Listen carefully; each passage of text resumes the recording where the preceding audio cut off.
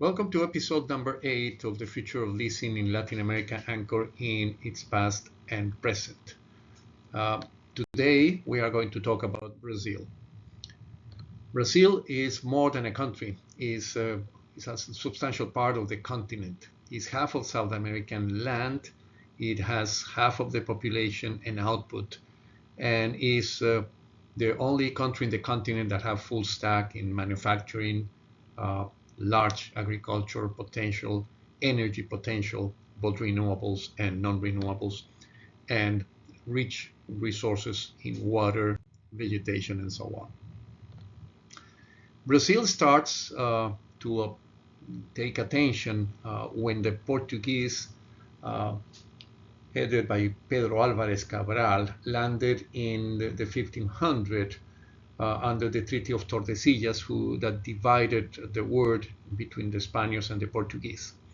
And that was part of the Bulla Intercetera issued by the Pope Alexander VI. So the wood in Brazil gave way to hereditary captaincies and a general government that was sitting in Salvador, Bahia in 1549.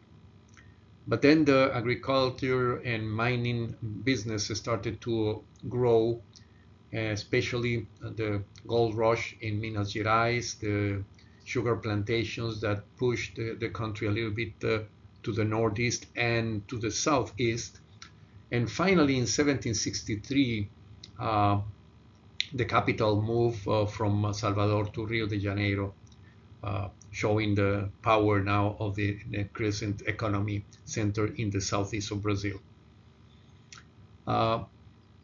Since the indigenous population was exterminated, basically the Portuguese took advantage of the trade that the King of Congo have started of African slaves, and decided to bring slavery from Africa to Brazil. Brazil was the main recipient of slaves since the 17th century. And that came to the point that the last country to abolish slavery was Brazil in 1888. Just to give you a number, when I visited in Angola, the Museum of Slavery, the number says that around 12 million African slaves left the continent, and they arrived mainly to Brazil. Not only to Brazil, but mainly to Brazil. And of course, that gives a legacy. It gives a legacy in the economy of sugar, gold, coffee that was also developed. And that shapes the social, demographic, and economic situation of the country. So what happened later is interesting. Brazil is the only country in Latin America that didn't get an independence process in the same way as all the former Spanish colonies. On the contrary, Brazil became the core of the Portuguese Empire by the early 19th century, forced by Napoleon and held by the British because Portugal refused to join the blockade against the British that Napoleon was promoting. So that led to the point that the King João, or the Emperor João from Portugal, decided to move into Brazil, and Brazil became the headquarters of the empire.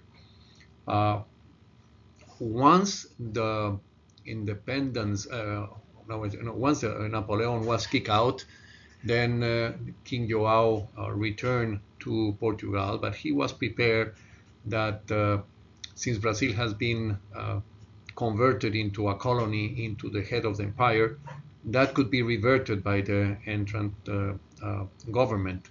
And he left instruction to his son, Pedro, to develop the independence of Brazil. And that's exactly what happened. Brazil declared its independence.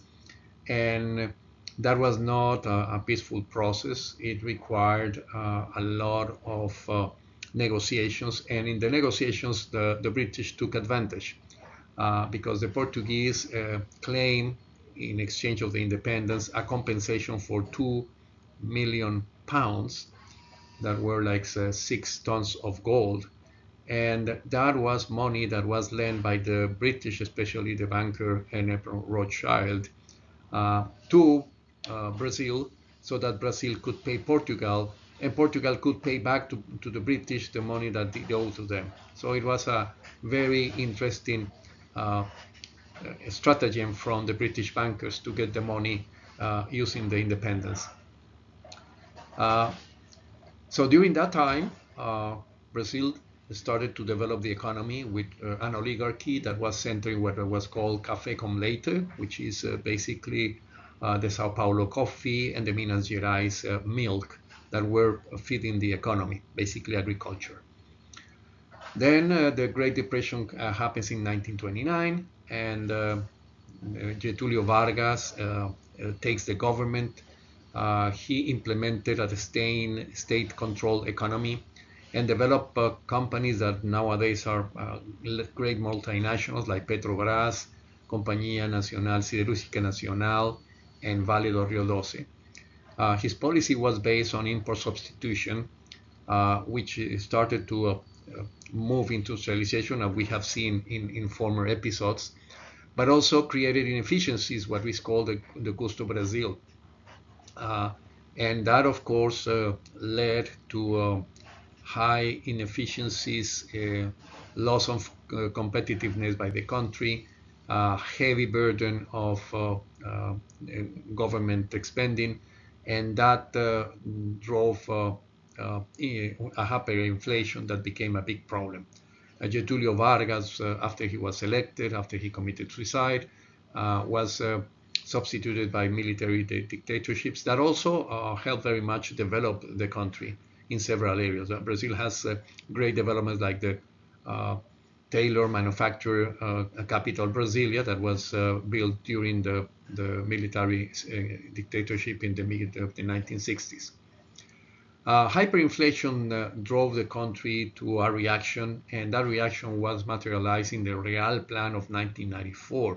It was a very well-engineered plan that actually brought inflation to almost zero, created a new currency that was based on the real value of the currency vis-a-vis the real.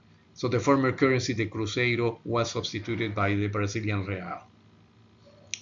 But the legacy against from all this is that at this moment the country is already strong in agriculture. Of course, the industrialization weakened a little bit in agriculture and drove a lot of migration to urban centers. But Brazil is very good in heavy industry, to the point it is one of the manufacturers of aircraft, for example, very solid in energy, and developed very developed capital markets. So what we have nowadays about Brazil and its future. Clearly, Brazil has agribusiness. We have a situation with a lot of interesting companies, Cerrado, Embrapa, and Matopipa, are developing and are leaders, global leaders in soy, beef, chicken, coffee, and sugar. Brazil has 85 to 90% of its energy comes from renewables, and it has pre-salt oil, which is very competitive worldwide, produced and exported by Petrobras, with huge oil exploration, especially from the sea platforms. Brazil is pioneering biofuels, especially ethanol, and has cheap, clean power, inviting power shoring. So certainly Brazil has this tremendous potential that is useful for leasing. Industrial ambivalence, we have leaders like Embraer, WEG, and auto manufacturers, which have been fighting against Costo Brazil. A reform of the value-added tax system was implemented starting 2023 to 2026.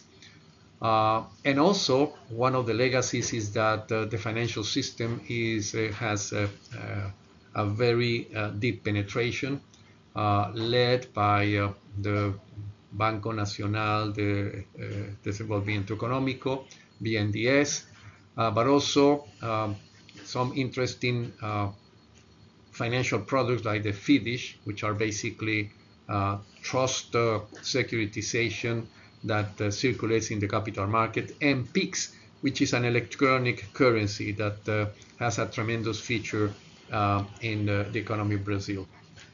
So again, Brazil, with all this potential, has all the tools to grow. What happened with leasing?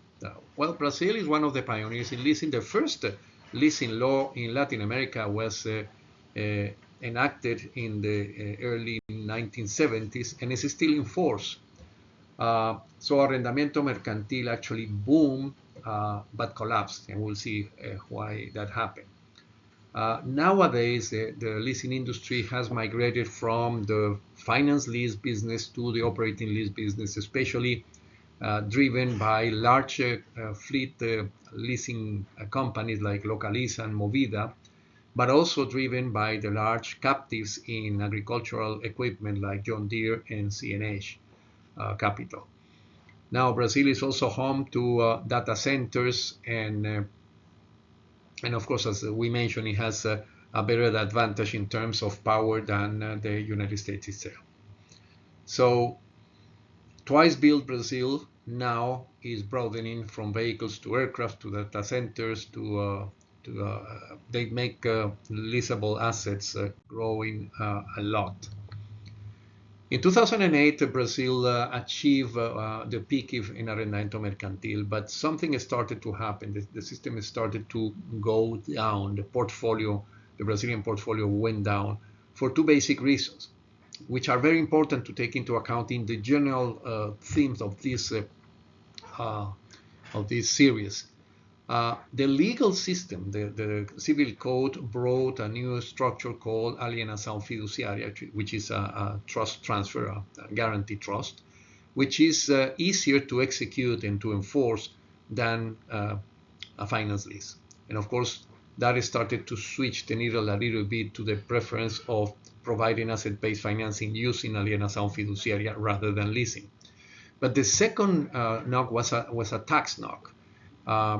A former leader of the Reserva Federal, which is the Internal Revenue Service of Brazil, was motivating all the mayors of the cities to collect municipal taxes of leases based on the places where the assets were used and not where the places where the service was rendered.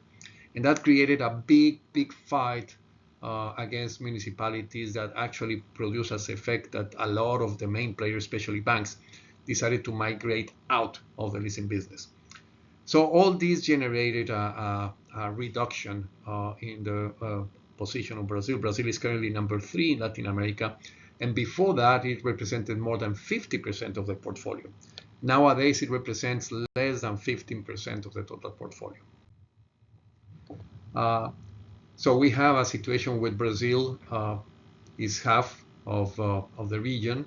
As I mentioned, Mexico and Colombia are sitting above, and the volume is basically declining in finance leases and growing in the fleet business, which is a success story. Fleet companies like Localiza and Movida are a good benchmark and a good example for the rest of Latin America. So the point is, what is the future now for Brazil? And it's quite interesting. Brazil is facing two possible scenarios. One is what we can call inertia, keeping GDP per capita around $15,000, which is more or less the level of Chile and Mexico today. It can also move, and it has the potential to move to 28,000, which is close to Greece and Portugal. And that, of course, will make Brazil to go up the ladder to probably becoming the number 3 or number 4 economy. Today is number 9.